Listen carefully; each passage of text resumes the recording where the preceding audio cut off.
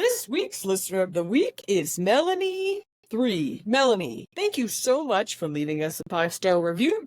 And for those of you listening, if you leave us a 5-star review below, you might be next week's listener of the week. Today on the show, I'm very excited. We have not just a broker. We have the broker, Multifamily Rob in the house. Hey, Rob, how you doing? It's such a pleasure to be here. Thank you for having me. We had Ken Ashley on the show 2 weeks ago, and during the show I explained I never quite connected to the brokers in my local community because they never saw eye to eye with me on how to navigate the business. I was, when I jumped on the internet, I met a slew of like-minded brokers, and you were one of them. And I'm just really excited to have you on the show because you are crushing it. And I would love for you to introduce yourself, tell the viewers who you are, what you do, and how you got there. Okay, absolutely. 28 years old. I started commercial real estate when I was 20. I was a sophomore in college. I think I was working in Walmart distribution center, like doing nothing. I started backtrack a second. My family was in liquor store, and we had a liquor store our whole life. And there was always like, immigrant lifestyle. You're going to take over the business and keep going. And then we grew from our main store, went to a second store, and we did an open style, like Manhattan style open. And it was still in the Bronx. We got robbed at gunpoint, my dad and I. And he got extremely scared and was like, I'm selling everything and moving to Florida with his new daughters, remarried.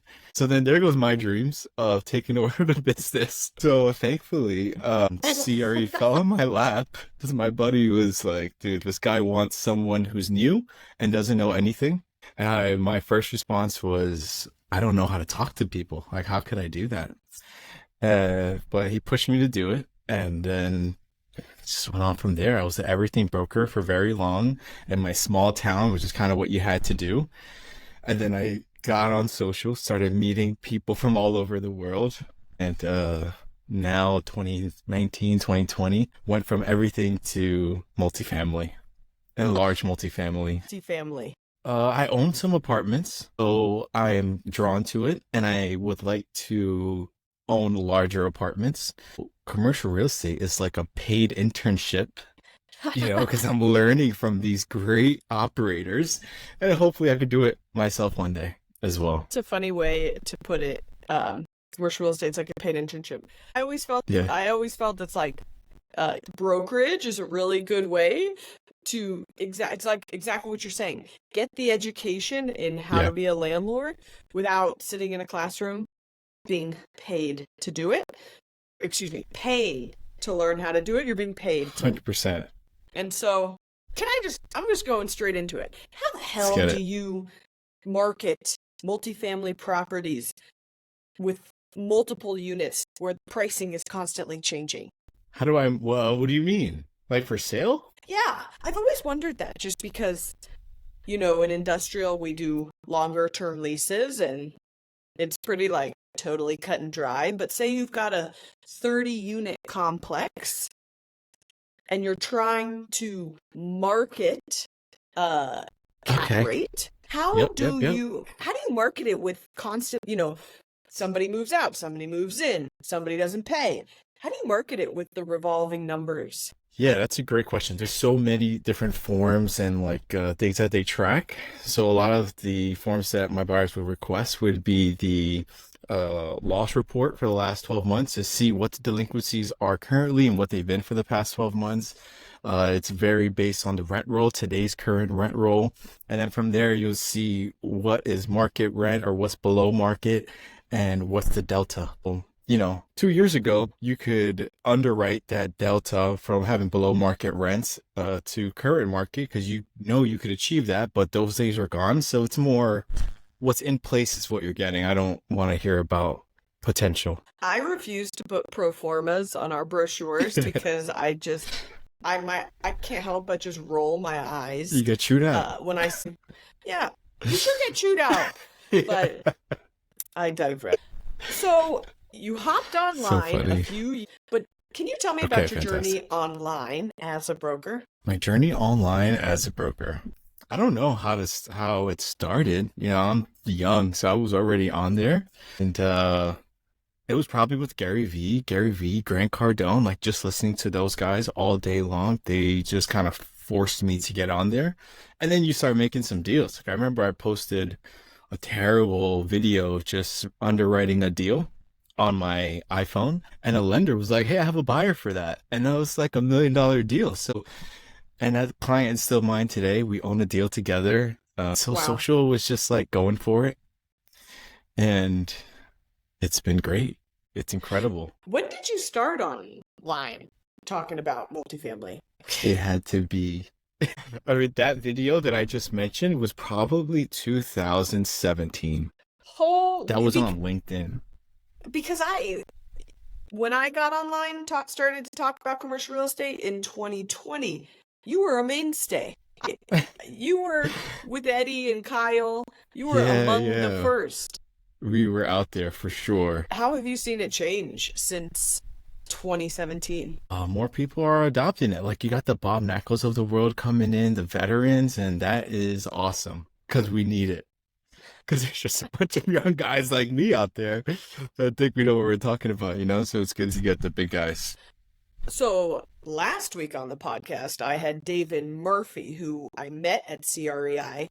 He's Cool. this badass industrial guy who works for CBRE. He would be like, he's 25 years in the business. He is Wow. my nightmare of competition if he were here in Denver, right? Like he is Yeah, eating my deals.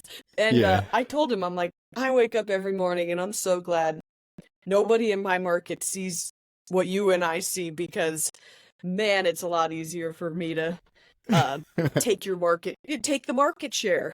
So Dave can have Orlando Industrial, and I invite the competition, but nobody, You got it wrong. nobody in.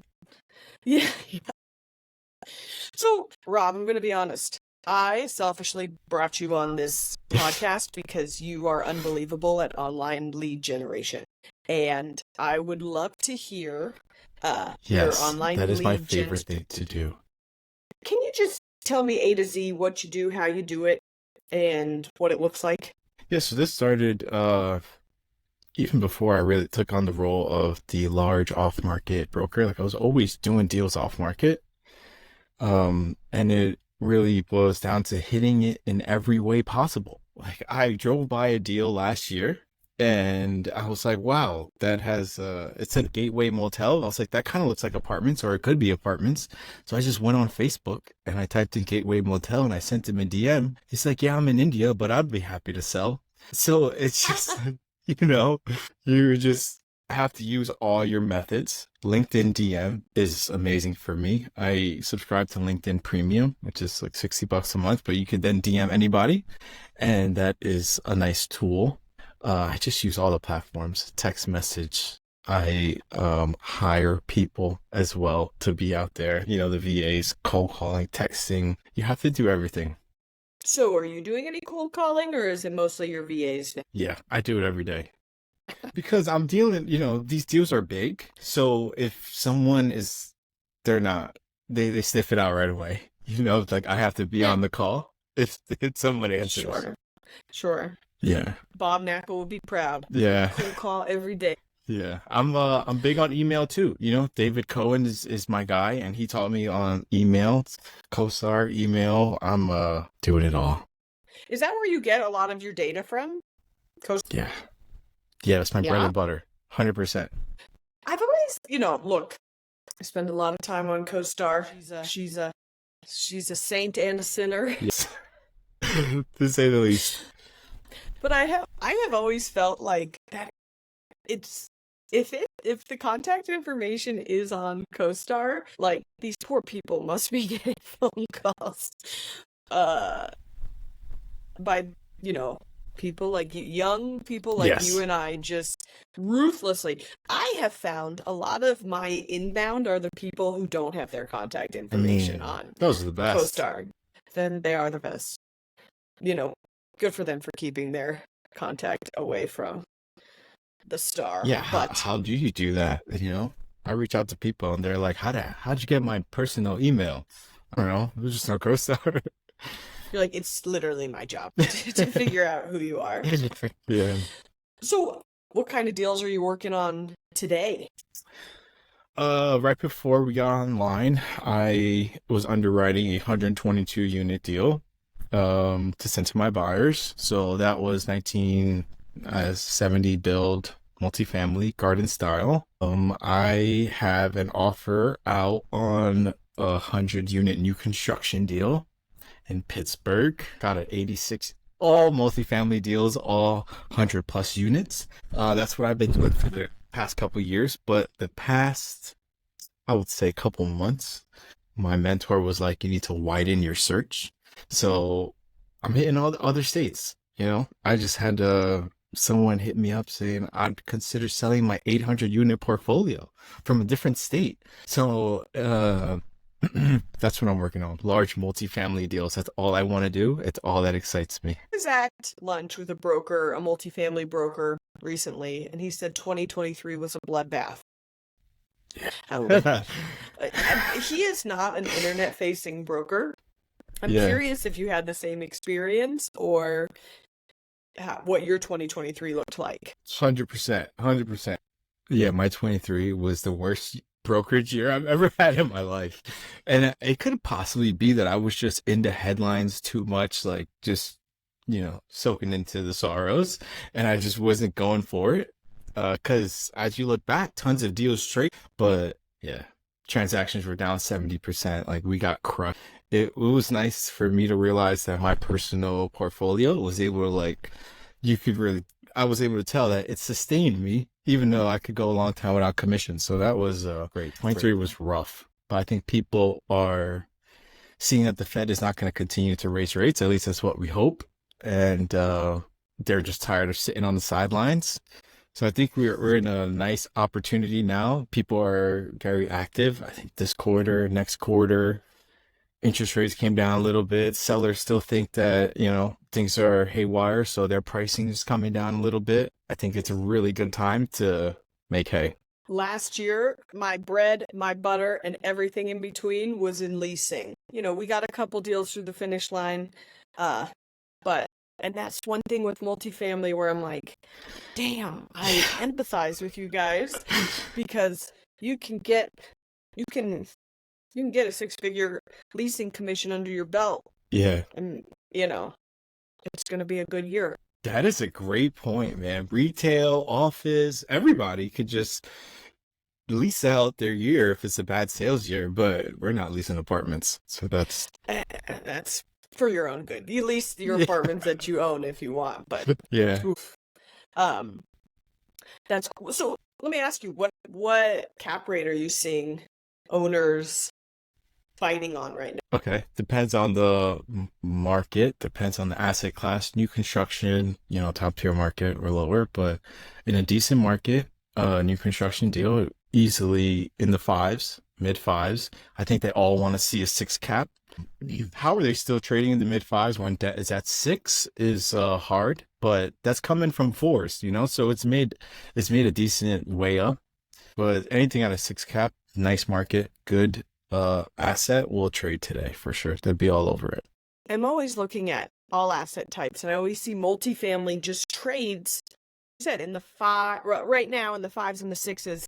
I can't get a deal out the door that's industrial if it's not 6 or 7 right now. Yeah. Why do you think it is that people will tolerate that lower cap rate in the multifamily space? Because it's I guess the space I'm dealing with is larger, so it's 100 200 unit deals, and you're dealing with the institutional buyer versus if I was dealing with a 20 unit deal, same market is going for an 8 cap today, because they don't get as that good of rates. can't accept as low of a return, larger the deal, So I think if you had more square footage and attract an institutional buyer, you definitely get those cap rates down there in your market. Absolutely. Okay, that makes sense.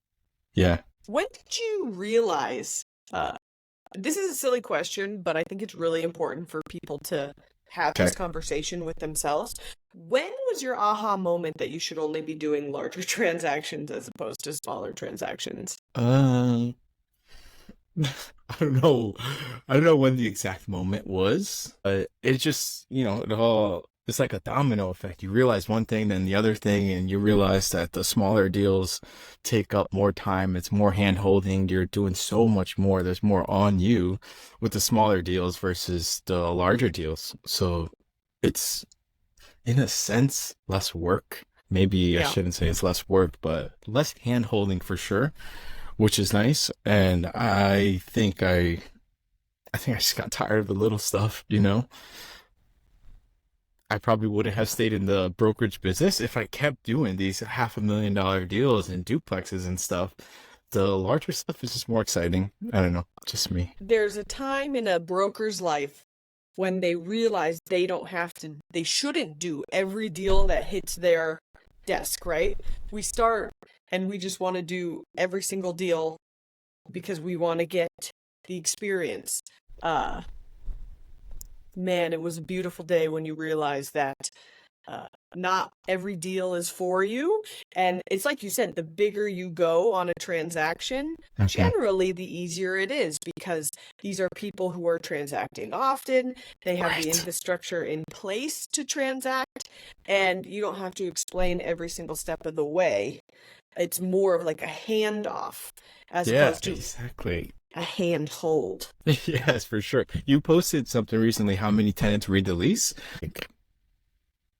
That's what's happening in the small space. But in the larger space, you're just handing it over and the buyer's not even reading it. They're giving it to their attorney. So even if something goes wrong, it's not on you. Or the little space, it is. Read your leases, people. Read your paperwork. Read your contract. Yeah. I don't think we're ever going to stop saying that, but damn. One more thing about the larger space. They trade. It's more of a predictable trade. These institutions or these funds, they have 3 to 5 year holds. So I know if they've held it for 3 years, what's your price? How much? I know the fund's coming up.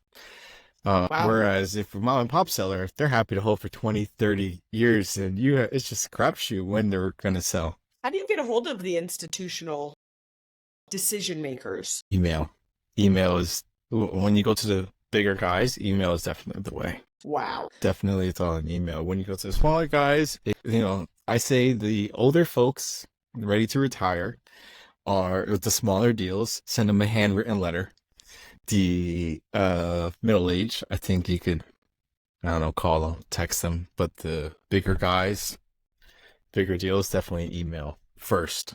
I started in this business and my dad literally threw a white pages book at me and was like, start calling. And it's so crazy how far we've come from that notion of, look, I love talking on the phone. I love picking up the phone. I love hearing owners' stories. And, of course. But I hate cold calls. I couldn't hang up on you faster, specifically during business hours. Like if you call me during business hours and it's a sale, it's over. And so I try to obsess over how somebody else's sales pitch makes me feel and then modify my pitch. And that's why we have a podcast. That's perfect. So, it's just fascinating how fast this industry is changing and how lead generation, whether you're a broker, whether you're a landlord, there's so much opportunity. It's very, very exciting because it's like you said, the way you're getting a hold of institutional buyers is or sellers is on email. The way you could scale that is right. Unfathomable. So it's crazy. So, Rob, you said you're 27 years old. Yeah, 28. I'm gonna be 29. You Yeah, I'm are 29. literally I'm 29. a puppy. A puppy. I'm 31 and I'm Yeah, a you're puppy, not much further. but you We're are both like, young. do you see a lot of brokers your age in the trenches with you, or what do you see in your market? Oh, I'm definitely the youngest one in my market by far. Uh, and I could throw a pretty big radius around that. There's no one young in the industry. It's crazy. We need more of us. Yeah, I know, but a lot of us don't like waking up and getting kicked in the face for breakfast, which is what you have to do as a broker every morning. So, being that you're 27, you have leveled Mhm. up to multifamily on a large scale. What is your like long term? What's your goal in this industry? Yeah, I want to continue the large multifamily space and then eventually start buying my own deals. I don't like the idea of syndicating, raising money because you know, if I wanted to have a boss or someone calling on me, I'd probably stick to brokerage. But hopefully, I make my $1 million commissions with my large deals and I just throw them into massive, more apartment deals. Hey, everybody's got a different tolerance, and I respect that. Yeah, I want to be an owner. You know, your dad's pod was very inspiring. No offense to the other guests, but that was the best. Um, I love the ownership side, and that's where I want to be. He sure makes it look good, because man, is that guy on the beach all the time. And it's pretty cute. Yeah, hey, that was always the strategy. Broker, learn as much as you can about it, and start to buy as soon as you can. Yeah, I'm just going to tell you a random story, and then I'm going to ask please. you the final question that I ask on every show. The other day, 2 weeks ago, we go under contract on a three properties on 5 acres. The next week, one of the buildings burns down to the ground. Oh, I call it my dad. Like, oh my God, what do we do? And he's like, in my 45 years, I've never heard of or never had that happen to me. So we're all still learning, whether you're 27 or 28 or my old man who's on the beach right now in St. Somewhere. So that's the cool thing about this industry. amazing. And always carry insurance. What happened? Are you still under contract or it fell apart? We're still under contract. There will be story times. We're just a little busy in the trenches figuring it out. Stand by for what happens there. Oh, super fun. Crazy. You're like, awesome. Love that for you. Yeah, never good when your property's on the news. So, my last question is, what is currently making you happy in commercial real estate? What is making me happy in commercial real estate would be my push into the larger space, like 200 plus unit space and outside of Pennsylvania. I'm excited to see more cities, more markets. Buyers are there, so I'm excited to and get busy again. You know, last year transactions were super down, so I think it's time to get busy. I'm excited for the harder times because I used to talk a lot of smack. I can't wait for, hard times, recession. So here we are. So I'm looking forward to it, see what happens, see who drops out. It's going to be an interesting cycle next couple of years. I love being side by side with you on this journey online. Where can the listeners find you and follow you on the interwebs? Yep, most active on Twitter, Instagram. Not really active on LinkedIn, but you can catch me there as well. Twitter, LinkedIn, Instagram. And your username is Multifamily Rob. Most likely Multifamily Rob anywhere you go. And if you got over 200 units, you can give Rob a call. He's going to get your deal done. I'll bring you an offer pretty quickly. Rob, thank you so much for being on the show. And for everybody listening, we'll see you next week. Ready to shatter your glass ceiling while creating legacy and financial freedom? Head to my show notes for our free guide, How to Get Started in Commercial Real Estate.